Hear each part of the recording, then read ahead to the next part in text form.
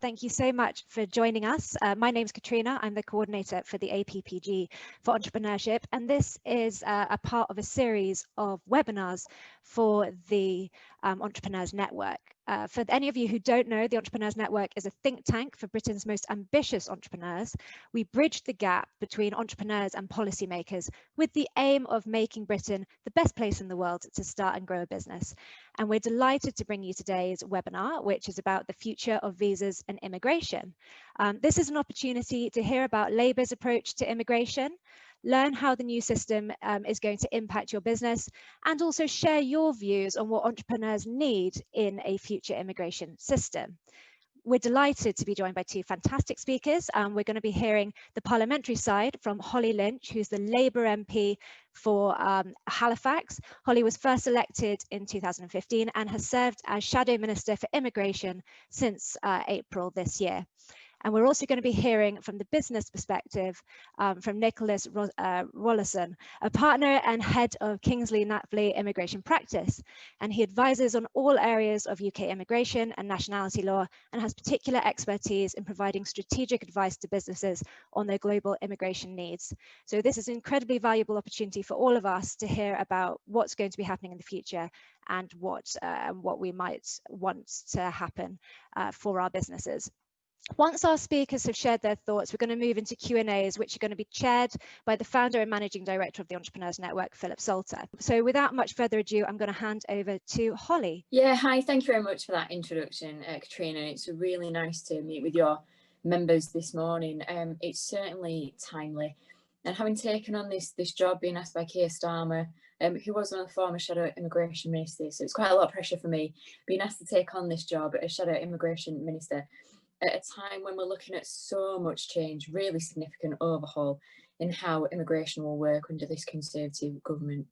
And when you think about all of that aligning with the coronavirus crisis that we're seeing both here and internationally, worldwide, there's certainly a lot for our businesses and entrepreneurs to work through. And it's why I'm really keen to take part this morning to hear from your members about what they're going to need over the coming weeks and months, but then what I can feed into shaping what Labour's alternative vision for immigration might be beyond, hopefully beyond this government that we've got at the moment. So we are talking about really significant changes, and it's my job to try and hold this government to account as we oversee some of these changes, to make sure that there's not a sort of going in a blind direction without taking the temperature and listening to what both our public services are going to need if we're going to allow people to live well, thrive, support them, think about people's overall well-being as we go through the coronavirus crisis, but also what our economy is going to need to thrive, what those businesses need, what our entrepreneurs need, because it's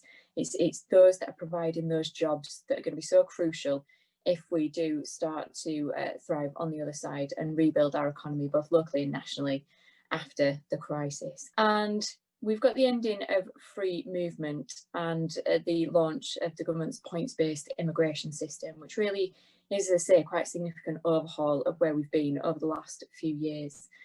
You've got the Migration Advisory Committee already highlighting some key sectors that it's concerned about, that if we haven't got more bespoke offers for thinking through what visas and points approach might look like for some key sectors, then in areas where they've said previously, if you've got lower skills or you're not earning above that £25,000 threshold, then there isn't really a role for you in terms of a route to come to the UK. And when you think about the implications in areas like social care, that's going to be really significant for making sure we've got a good quality, robust workforce that can cope with the pressures that we're going to have over the next few months. And I was really interested to read the Entrepreneur Network's report from last year that just had some of those really interesting statistics about the contribution that migrants have made in starting up businesses, and the impact on the economy, the creation of jobs and wealth. And there were some really stark statistics there. So thank you for the work that you did, which again just helps policymakers like me shape what we need practically from an immigration approach. So that was some really interesting stats in there. But it is just that important point that as entrepreneurs, you are our employers. It is about that wealth creation and that job creation, which is why it's absolutely so key that there is routes to the UK for those that are able to contribute in that way. And within the points-based immigration system, I've got it here, the information that is so far available from this government. And it does talk about those routes in terms of startup and innovator routes, but they come like so many of the other routes where there are significant barriers, significant red tape, and really significant costs, which are amongst some of the highest in the world. So where we've got that talent, those skills, and if somebody's looking, where is the sort of softest landing, most welcome landing, where I can go in the world to start and grow my business, we can see that there are already a number of barriers that will be a disincentive for somebody to come and make the UK their home in doing that. We've got to make sure that within this points-based system, we do try and encourage government to take those soundings, to listen, so that where we need to tweak this from a position of me being in opposition, that they are listening. And it's why I'm keen to hear from your members today, so I can take their messages, their experiences to Parliament, to try and hold government to account if we need changes to this, which I'm sure we'll get feedback along those lines this morning. I know we're going to hear more from Nicolas with his experience about what businesses might need to do to be ready for some of those changes. Thinking about applying for that licence if you are employing people from overseas, again, there are lots of considerations for businesses. And one of the things that Nicolas and I were just discussing briefly before we started the event was where government may come under pressure as unemployment rises, to make sure that there's sort of a reconciliation between if people domestically are out of work and having an open and liberal immigration approach, which I think is something that we all want to see. How do we make sure that that's done well and brings communities together and ensures that the country can thrive as we look to reconcile perhaps those two different things? What this government has never been particularly good at is where it feels it's got a commitment to the public, having made its manifesto commitments about bringing down immigration numbers. If it thinks it's going to have people out of work domestically and people will automatically choose careers or jobs that fill those gaps, what it's never done is look to align our education approach and skills agenda with our immigration approach. So people won't necessarily overnight have the skills to change jobs or change roles. And where we put this example to government over the course of the passing of the immigration bill, which at the moment is just ping-ponging between the House of Commons and the House of Lords, we had the example of encouraging people to go and do those agricultural fruit and vegetable picker jobs at a time when we were struggling to get those migrant workers in that might have come as part of the seasonal agricultural workers programmes to come and help us get all of that food from our fields to our supermarket shelves, to our tables. There was a great appetite and interest from the general public in that, but actually the numbers that then materialised were really, really low, and we were forced to start putting on chartered flights to encourage people to come from other European countries to do that work for us. And people had to think about food security in a way that they never thought about that before. So it's just interesting how that shaped people's minds and understanding, and I hope being truly appreciative of the work that migrants were doing in the frontline jobs and in the fight against the coronavirus in lots and lots of different ways. But it was just one example of where you can't necessarily ask people to do very different jobs and have different skills overnight. You've got to think about your long-term education skills approach, and that has to tie closely with your immigration approach. If government's not prepared to do that, we will still find that if we want the country to survive and thrive throughout the virus and beyond, we're going to have to be recruiting the brightest and the best from overseas. And so how do we make sure that this points-based immigration system that we're working with reflects that? And what do I do to make sure that where it's not, think about shaping Labour's alternative approach, hopefully for, as you would expect me to say, beyond this government's immediate approach over the next 4 years. So perhaps if I leave it there with that bit of summary about what I'm thinking about and what I'm hoping to get from your members over the course of this morning, Katrina. I'm very much looking forward to hearing from Nicolas as well. Thank you so much. I mean, what an interesting perspective. And I think as entrepreneurs, we're very aware of the inability to move from what we do into something else completely different. So that resonates as well. And thanks very much, Holly, for that really insightful opening comment. I've been asked to really speak about what businesses should expect from the end of the transition period at the end of this year, when a new immigration system is coming into play, and probably actually before that, when they're getting ready for that. I think one of the things you'll probably all know about the new system is that the government is getting rid of the resident labour market test, which basically means that, that businesses won't need to go through the painful process of advertising positions and making sure that they're able to show that no British person can do the role. And that's a game changer for the immigration system because it creates a fairly liberal immigration system. I think on the converse side of that, we don't have a limit in the numerical limit of people who can come to the UK.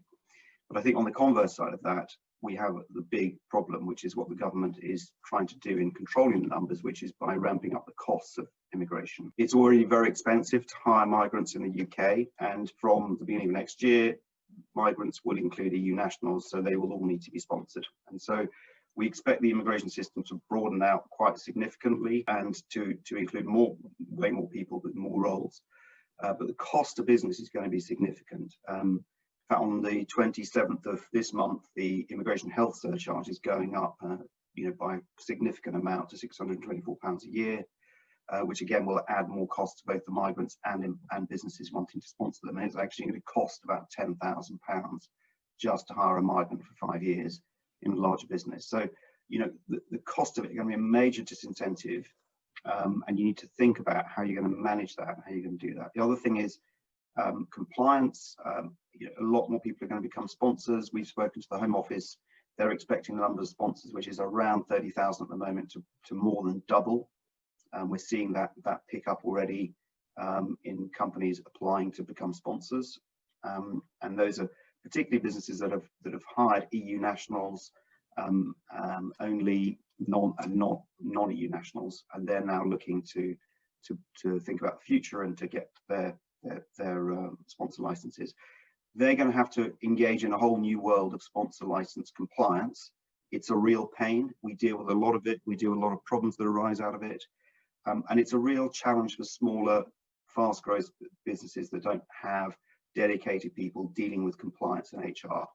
So that's a real challenge for entrepreneurs and new businesses starting looking to grow and hire people. And we really think that the compliance aspects of it need to be simplified as far as possible and be targeted at more high-risk areas and allow those small businesses to grow fast. We also think that actually the costs for small startups should be lower, but again, we'll see where that goes. So those are the real big challenges. I think one of the areas the Entrepreneur Network has looked at is foreign founders and job creators. And their amazing report last year looked at the fact that 49% of the UK's fastest growing businesses have at least one foreign-born co-founder. What we're worried about with the entrepreneur space, the startup space, the fast growth space and the scale-up space is that the new rules are going to disincentivize particularly people from Europe to come here and start a business,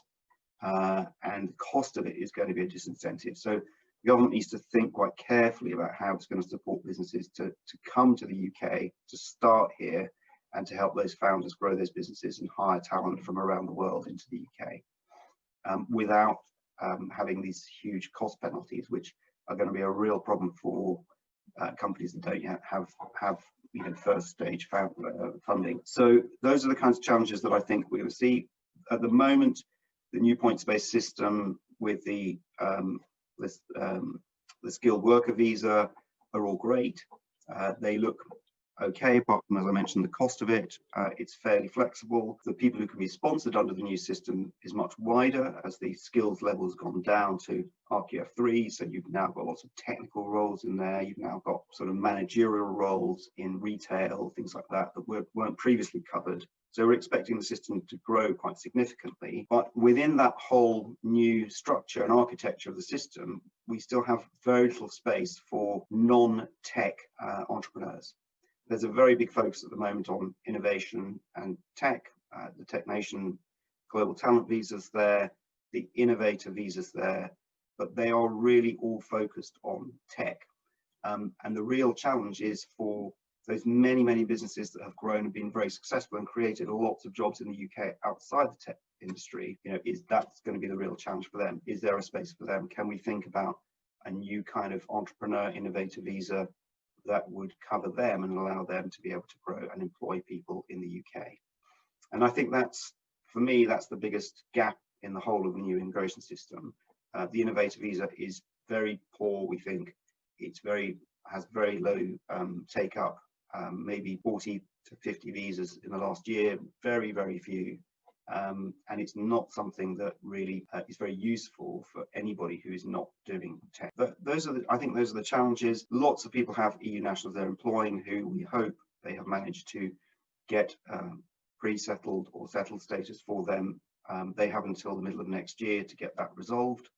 There's going to be some challenges around hiring people who are EU nationals who don't yet have a status from the end of the year, although the government has said that employers don't need to check them. That's going to cause all sorts of problems because you don't know when they arrived, and there's some issues around their status in the UK. So there's going to be a whole bunch of compliance HR challenges around EU nationals over the next probably 8 months or so and beyond. And I think you need to sort of be thinking now about just clearing up any other EU nationals who haven't already dealt with, who haven't already got their pre-settled and settled status, making sure that everybody is sorted out. And I think just getting rounding up the people who've left over, who haven't done what they should do. And also thinking very carefully about your business model. A lot of our clients provide services in Europe. A lot of them are going out to sending people out to deliver services, whether it's IT, construction, whatever, across Europe. And as of the end of this year, in the transitional period, they will be subject to immigration rules in each of those countries that they travel to. So that's Brits traveling abroad. And I think that's one of the areas that employers are not really focusing on, is how their workforce are going to be impacted when British people are traveling to the EU to deliver services. And that's, again, an area that we're focusing very heavily with our clients on, and working with our local EU counterparts to advise on what's permitted and what's not permitted when they go in and out of Europe. So those are some interesting points, I think, really to sort of get the discussion going alongside Holly's opening remarks. Thank you so much, Nicholas. I have one question before I hand over to Q&As. The costs around sponsorship for EU nationals particularly, what sort of costs are we looking at? What a business is going to have to kind of put aside to be able to hire from outside the UK? Well, as I said, the cost of hiring somebody in a large business for 5 years is just under £10,000. And that's, so, you know, if you think if somebody's starting on a salary of 30,000 and you add an extra 10,000 to that, is a very significant hit. And that's broken down to lots of different things. You've got the application fees, you've got the sponsorship fees, you've got the skills charge, which is £1,000 for a large business, but it's less if you're a small business, an SME. And then you've got the immigration health surcharge, which is going up significantly, as I said, on the 27th of October to £624 a year. So it does add up. And often when you're thinking, I mean, obviously, if you have young migrants who are moving here on their own, you know, that's one cost. But then if you have families moving here, it becomes enormous, you know, and it exceeds, it's going to be sort of almost £20,000 by the time you get to, you know, a large family, sort of family of 4. It's very, very expensive. And often the employers will bear those costs. They will say, we will cover your immigration health surcharge costs. Most of our clients do that. They don't expect the migrant to pay it themselves. That obviously varies from industry to industry. You know, in lower skilled industries, it will probably be on the migrant, I expect, because the costs, the margins are much tighter. But again, it is significant, and I think it's the main economic lever by which the government expects to control immigration, is the cost. Indeed, I mean, with those kind of costs, it would be very difficult to as an immigrant, to justify paying them to come over, you know, on a salary of say 30,000. Great. Well, look, thank you so much for that. I'm going to hand over to Philip, our esteemed founder and managing director, who's going to lead us through the Q&As. Thanks so much, Katrina, and thanks so much, Holly and Nick, for really interesting presentations. And obviously, this is sounds like a real opportunity, I suppose, for people to kind of have their say, kind of learn obviously from Nick, but also have, you know, kind of direct impact back into policymakers. So I do hope you take that advantage. So the first question was, if we go over to Marcia, and a very specific question around when. Thank you, Philip. Hello, Holly. Thank you for joining us today. My question is one that I continue to ask, and it's about any insight as to when the immigration bill will become law. When will it come into force? Given that we've got perhaps like 2 months for clients to get ready and prepared. Do you have any insight about when that will come into force? Yes, so thanks for popping that in the chat as well, which I guess just gave me a heads up that that question was coming.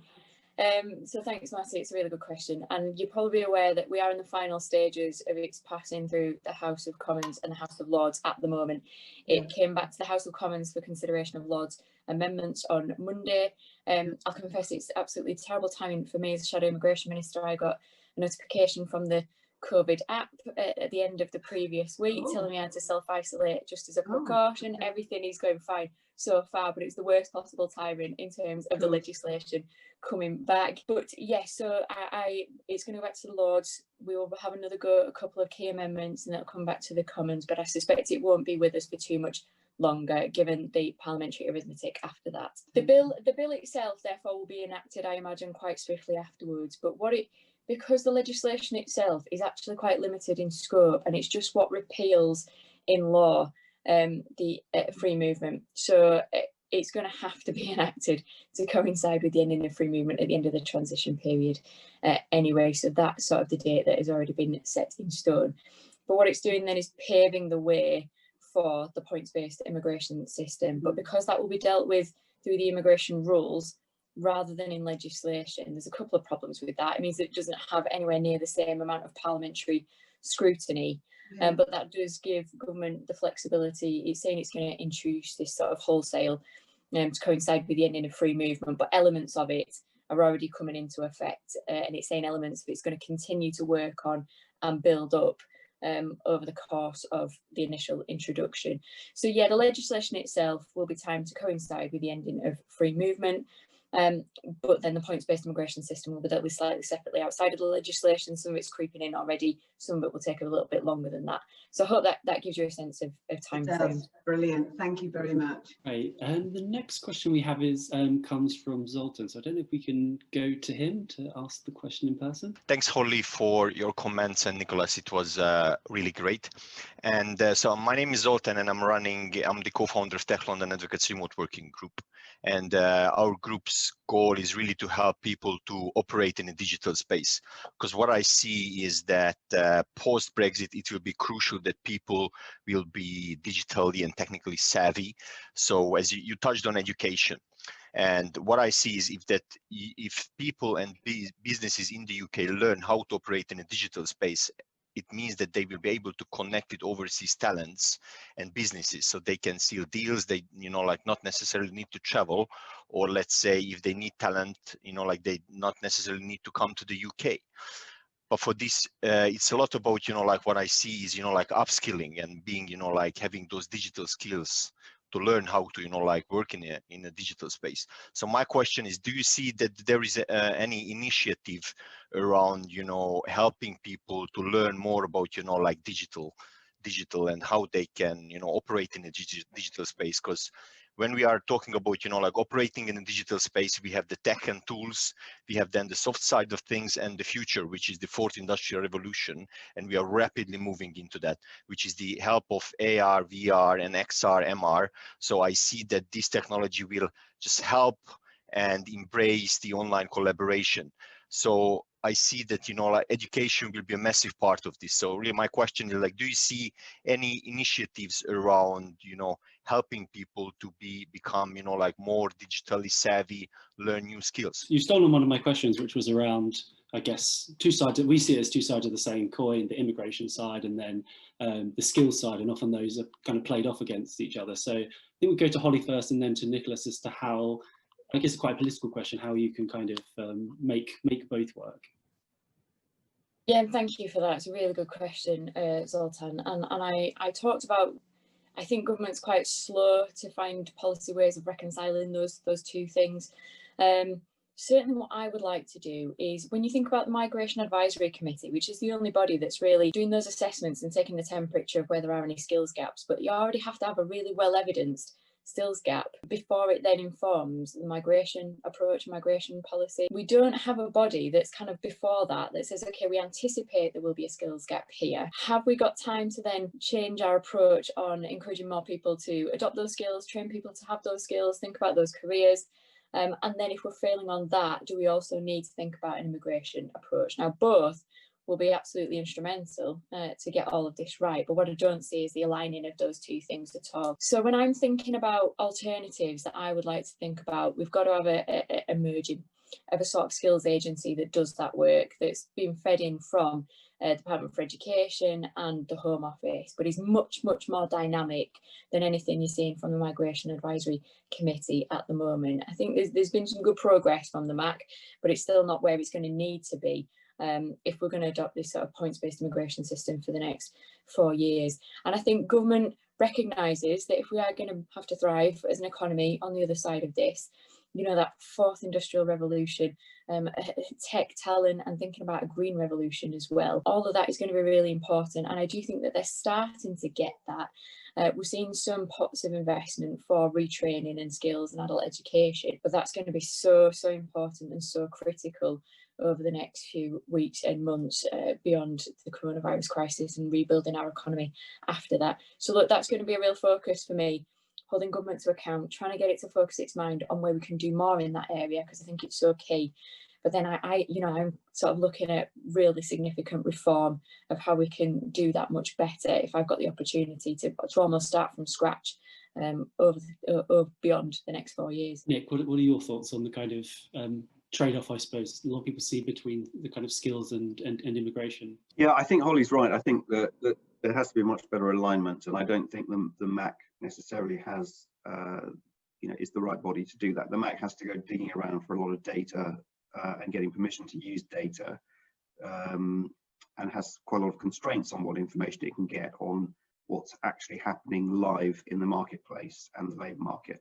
So I think there needs to be something that is much more dynamic, much more data driven than we have at the moment, where, and also the Home Office and UKVI need to be much more active in collecting data on what migrants are doing and their salary levels and things like that, so that information can be actually drawn out much more quickly than is currently the case. But on the skills side, I totally agree. I mean, nurses is the perfect example of where the government has failed to invest in nurses, taking nurses' bursary away, actually failing to pay nurses correctly, and then nurses leave the profession, and we end up going to rape and pillage lots of countries for their nurses. It's a vicious cycle, and it's not been resolved, and it could have been resolved very easily by having a proper nursing bursary, maintaining that, paying nurses properly, and rewarding the skills that they need to then maintain that workforce. It's so obvious sometimes, it's really infuriating that the government can't actually get it right. But I think on the digital side as well, I think there was a report out on Monday by the OECD about the drop in visas granted because of immigration restrictions around COVID. We're expecting that the pandemic to create some permanent changes to the mobility of workers around the world, and this idea of digital nomads, people working, not necessarily moving to work, but just working remotely in various locations. And I think the challenge for governments around the world is going to be how they deal with this cohort of people floating around the world working for businesses, but in just different locations. So countries like Georgia, some Caribbean countries have a digital nomad visa, which just allows you to go and sit on the beach and work, for your Swedish tech company or whatever in the Caribbean, because that's where you prefer to be, because it's safer and warmer. So the whole world of digital working is being speeded up massively, and I think it will affect mobility, and it may in fact affect immigration numbers as well. I like the idea of sitting on a beach in in the Caribbean. Our next question is from Karina, and it's about the chances of kind of changing this. Thanks, Philip. And thanks, Nicholas and Holly. What I'd like to know is politically and legally, so obviously a question for both of you. A, what are the chances of actually tweaking this bill to make it better before it gets adopted? And also, assuming it does get adopted without any tweaks, because this government does have a majority, what are the chances of us it shown not to work the way they want it to work? And also because the world is changing at such a fast pace, what are the chances of making changes to it, let's say 6 months down the line, a year down the line? Yeah, sure, thank you. And it's a good question. We've thrown the kitchen sink at it, but it has been a really challenging to try and get government to work with us constructively on changes. You know, it's very different. So in the Home Affairs team, you're covering a range of different issues, and colleagues, for example, working on the Domestic Abuse Bill, did manage to secure a number of changes and amendments to the passing of that legislation. But the nature of it is just quite different to the Immigration Bill, where, you know, government is really quite committed to what it says is delivering on its manifesto commitments to the general public, which means it thinks it's just got to plough on with this at pace and without listening to any further sort of pleas for changes. So it has been really, really difficult. As I say, we've had a really good go, and that's been on a raft of different amendments. So things ranging from, you know, continuation of European cooperation on the resettlement of refugees and child refugees in particular. We've asked for a whole range of impact assessments, which we would hope would then feed into changes to visas on specific sectors where we know we're going to have problems, like social care as one key example. Migrants' rights, so those who are UK citizens returning from Europe with family members who might be European nationals, for example. So there's a whole range of issues here where we've tried to plead with government to think about doing things slightly differently. We're not absolutely done yet, and I mentioned that we're still in those stages of ping pong, so we're having some final last stand on a Dubs amendment around unaccompanied child refugees and an impact assessment on social care. We think that the timing of that is just going to be so critical. We think that that's the sector that's potentially going to be the most impacted by the changes at a time when the country can least afford to weather that impact. So we're still having a go at that, but as I say, it has been quite frustrating. The parliamentary arithmetic, we're looking at an 80 Conservative government majority. So whilst when I touched on things like the immigration rules not having the same parliamentary scrutiny, even though we've had the parliamentary scrutiny, the arithmetic still means that it's been a real challenge. And so we're having to explore all those other ways that you can appeal to government's best nature, dare I say it, to just get them to listen. And sometimes they might listen directly to you guys and your organisation and your members, more so than they're minded to be seen to make concessions to Labour as the opposition. So that's where we try and work on all of those fronts, really. I'm sorry, it feels like it's not more constructive and doesn't offer more hope, but it's not to say that we're not trying. Great answer. Nick, what are your thoughts on this? The amendments that the Lords brought in at the beginning of the month, which, you know, they are the right ones, and I think that what we are concerned about is that if, you know, giving physical proof of citizens to citizens of their settled status, for example, it doesn't go through, and then we have a whole bunch of people suffering all sorts of problems and discrimination by not having any documentation. I do think that the government needs to be able to come back to that and review it.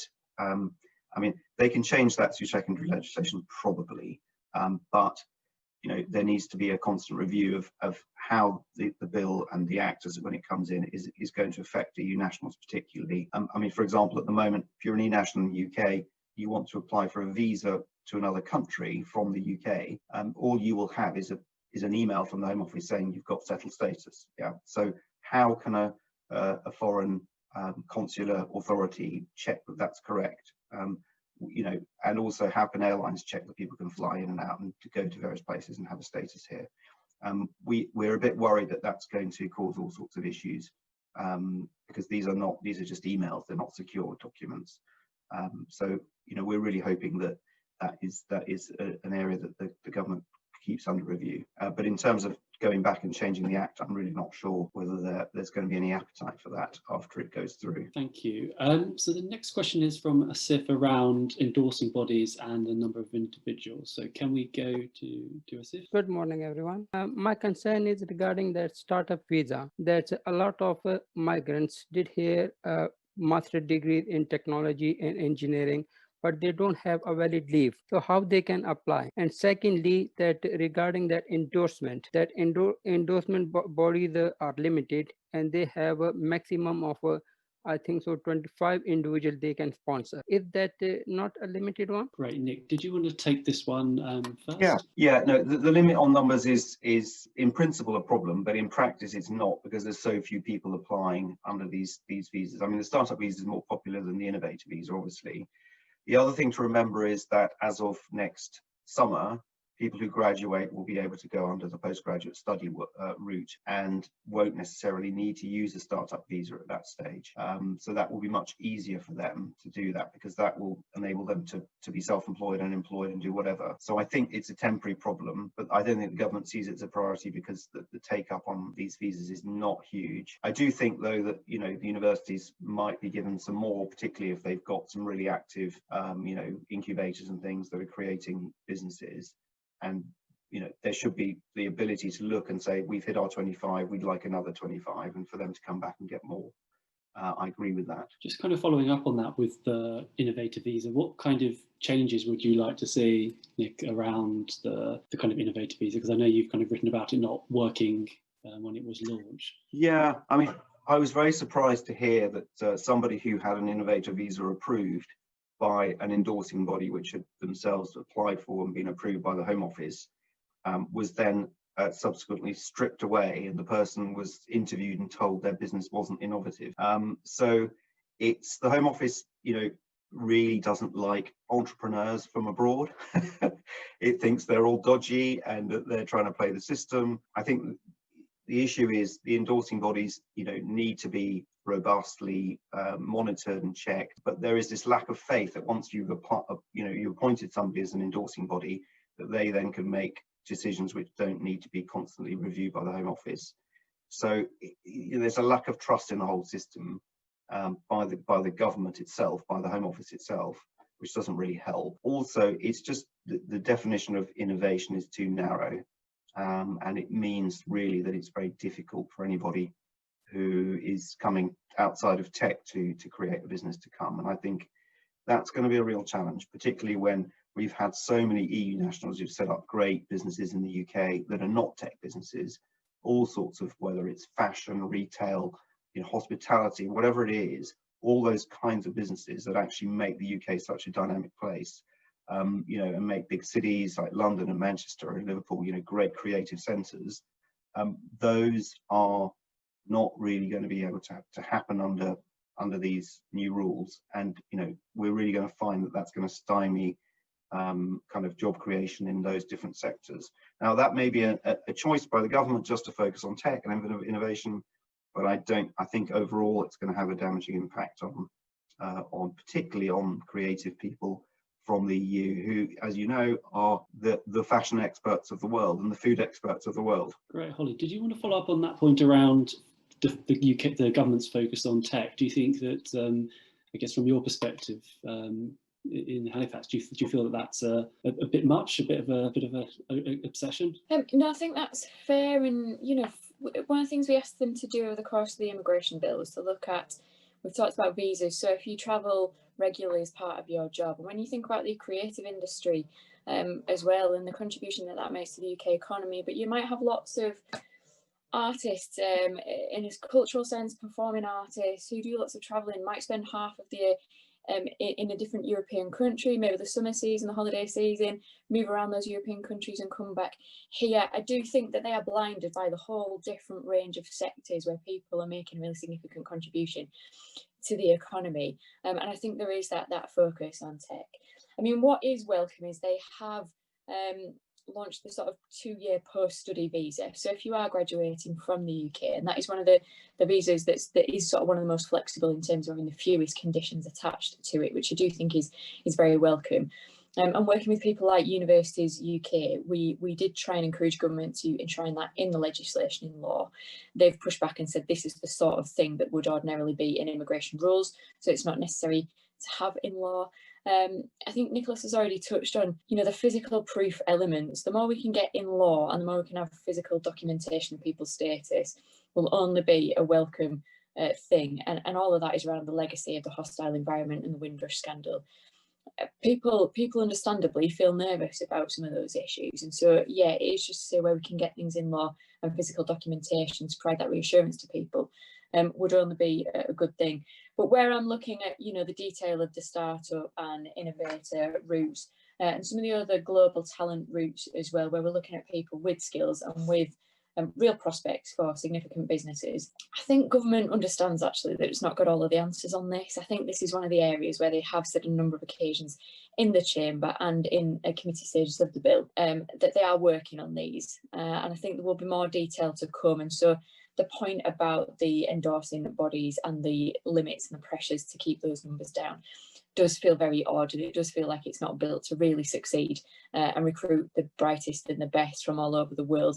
But I'm just hopeful that I think government actually understands that, but the pressure will be on, and it'll be my job to put that pressure on to say, okay, what are you going to do about it if that is the case? Great, thank you. Can I just follow up with, I guess, the investor visa, which is another one that we at the Entrepreneurs Network have kind of look to change. And I know, maybe if Nick, you go first, I suppose it's had problems in the past in terms of not necessarily getting what the people that they've aimed in, I guess a bit like the entrepreneur visa.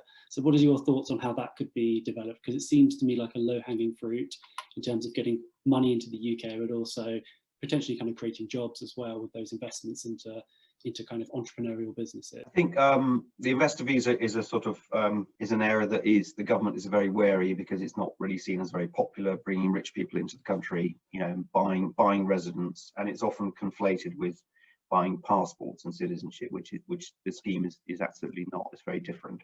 So I think we've been really working for the last 5 years, since 2015, when the MAC did its big review of the investor visa, to say that actually investing into government bonds wasn't particularly useful, investing into equities and corporate bonds wasn't particularly useful.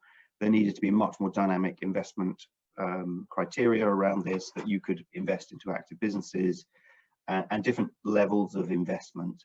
You know, so one of the things that we're thinking about now is, well, should we be able to invest into infrastructure bonds? Yeah, so things that are going to create capital, going to, you know, release capital for big infrastructure projects, where at the moment that, you know, they're really going to struggle. Things like HS2, which is just, you know, a huge project where, if you think about it, the number of investors that would be needed to fund that would be enormous. But you know, why not put that money to work in those kinds of things? We also think there needs to be different levels of investment. So if you put higher levels of sort of very passive investment, then that's fine. But if you put lower levels of very active investment, where you're actually putting money directly into businesses that are sort of pre-approved by the government, potentially in sort of government-backed private equity funds that are putting money into regional businesses, then we're really keen for that to happen. But the main thing about the visa at the moment is that it is completely London-centric. Everybody comes and lives in London.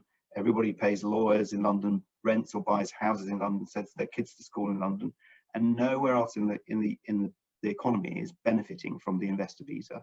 So we think that those gains from the visa needs to be redistributed across the UK for there to be much more of a public benefit to the visa, and that is potentially going into local businesses, into social enterprises, other things like that, where money is really going to be needed, particularly coming out of this pandemic. Right, Holly, do you have any thoughts on the investor visa at all? I mean, you know, those are a complicated. It's one of the more complicated areas of the approach, and it's something that I'll be minded to give a lot of thought to. There are a whole raft of different issues here, I guess, and with some of these visas, it's not so that the answers are easy, because it's always about trying to assess what somebody's potential is rather than what the immediate offer is right there and then. But look, it's not one I've given a great deal of thought to, but Nicholas, your feedback therefore was really, really helpful, and it's one that I guess I will take away and dig into a little bit further to see how we could look at reforming that. Just in terms of the text and the social bill reforms, what kind of reforms were you looking for there, and I'd be interested to know that. So we try to approach this in different ways over the course of the bill. So I think initially we had talked about a specific social care visa that would look to remove some of those barriers around the government's skills and earnings thresholds, where you'd have to do things slightly differently to make sure we didn't have shortfalls in the social care workforce. They rejected that. So what we asked for at the final stages was just an impact assessment. You know, let's do that. Let's gather that evidence base and share it with the House, so that if you want to use it to demonstrate that your approach is working, that's fine. If it demonstrates something very different, which we fear it might, we can then use that as the evidence base for saying, okay, now what in terms of visas and workforce. So yeah, just the initial feedback I'm getting is that government might be minded to concede on that and come forward with an impact assessment within 6 months, which would be good news. So yes, some breaking news here, and I will just have to check the details before. So don't necessarily perhaps go away and tweet that just yet. Ilda, you had a question around the graduate visas. Thank you, Philip. So Holly, thanks very much for your presentation. I'm actually one of the immigration lawyers and focus predominantly on corporate immigration law. My question is regarding the new graduate visa. We're all very happy about it. It's obviously something that most employers welcome. But my question really was about the fact that from what I've understood so far, the graduate visa will only be aimed at individuals who graduate from a UK university with a degree. But there are some professions, I'm thinking even the legal profession as an example, and you get the architect sector, you get the accounting sector, where you will have a vocational qualification that you'll be required to take in the run-up to actually qualifying. So for example, in the legal profession, you could take up a legal practitioner's course, and in some occasions that doesn't necessarily lead to actual degree. So my question is, do you think that the question of the graduate visa specifically just being aimed at individuals who receive a graduate visa, a degree, as opposed to a vocational qualification, was that something that was intentional, or was it something that was really thought through? Because I do think there are some professions that offer vocational qualifications, and as far as I'm concerned, I think they're equal or equal to what a degree is. Yes, really good question, and I'll give the government benefit of the doubt and say it wasn't intentional, if that is the benefit of the doubt. But I think you make a really important point. I'll go away and interrogate the guidance and the information on that. And if we don't think there's any way it can be extended, I will make representations directly to government. One of the things that we did, again, ask for was an impact assessment of how the ending of free movement and the introduction of the points-based immigration system would affect higher and further education, whether that's offering our services in terms of coming here to study, or the international skills and talent that we need to make sure our universities are some of the best places in the world to foster that innovation and those ideas. So it would be a real shame, yeah, if we are saying no to some of those people who've got those qualifications that you know, significant. They're very highly skilled, very highly educated, but perhaps don't have that degree that is just a case of ticking that box for that particular graduate visa. That would be a real shame. So yeah, let me go in and, as I say, just interrogate that again. And if we think that it's not, and it closes down that route to those skilled people that we would want to be here and to stay, I'll make representations to government directly. Great, thank you.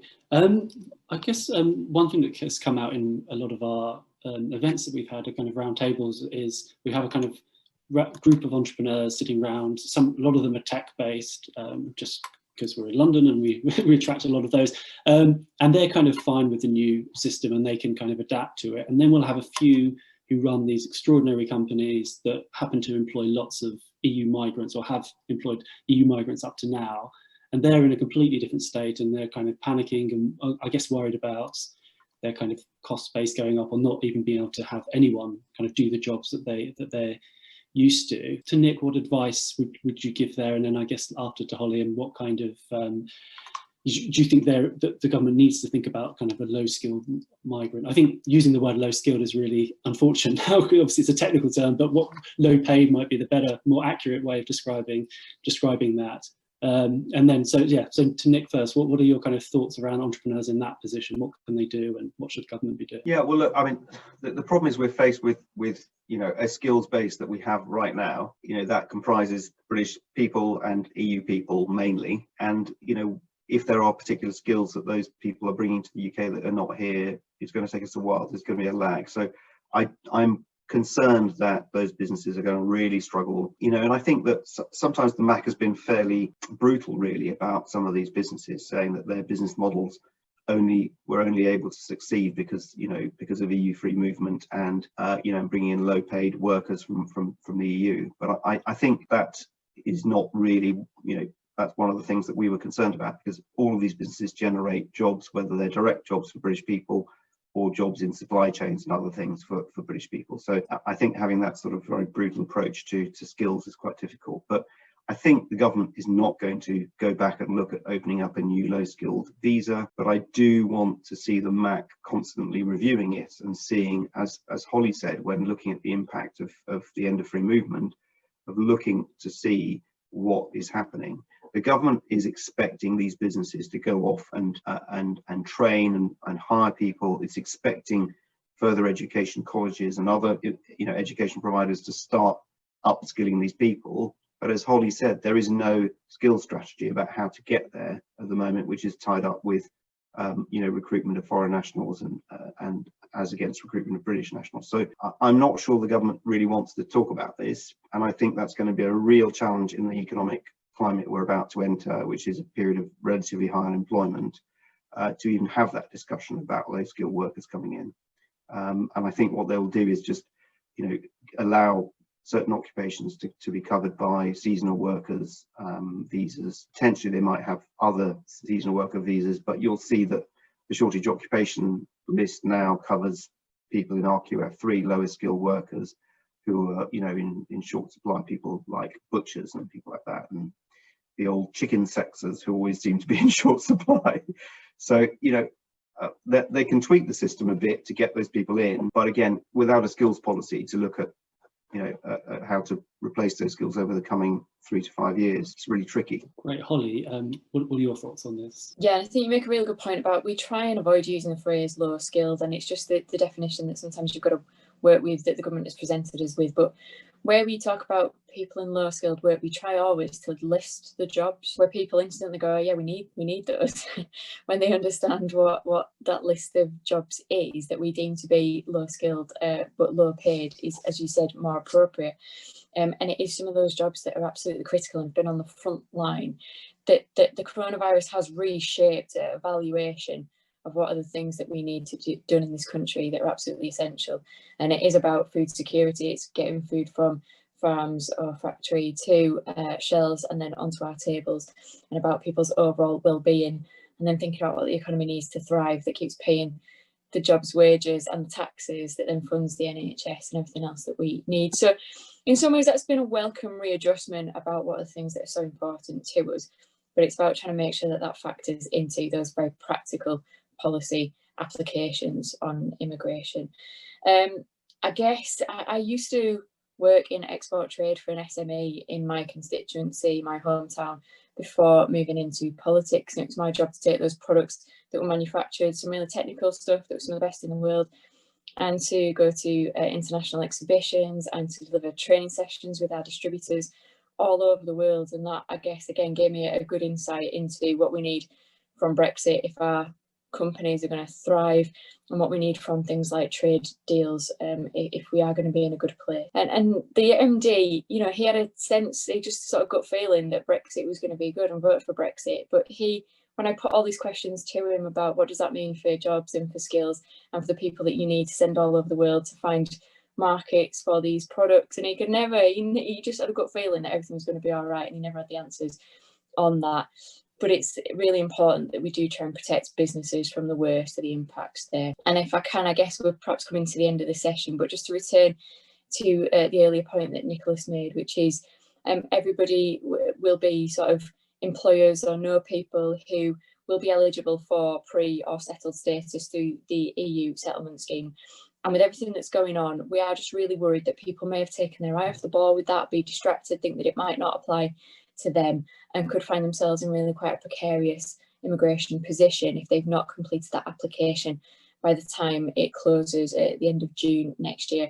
So please, just a final plea to please think about encouraging everybody that we can, whether they're friends, whether they're staff, whether they're colleagues, to make sure everybody has completed that application process so that we make sure people are not encountering those problems. And you're absolutely right. I mean, my wife works in immigration, and the amount of times we're kind of speaking to someone who, when they find that out, then ask her about whether they should have applied for it even now is astonishing, because I think the communication efforts haven't been quite right, and as you can see now, businesses don't know what they're supposed to do right now, and a lot of individuals as well. So yeah, hopefully we can make a small dent in improving that. So thanks so much to Katrina for kind of doing all the wizardry behind the scenes and coordinating this.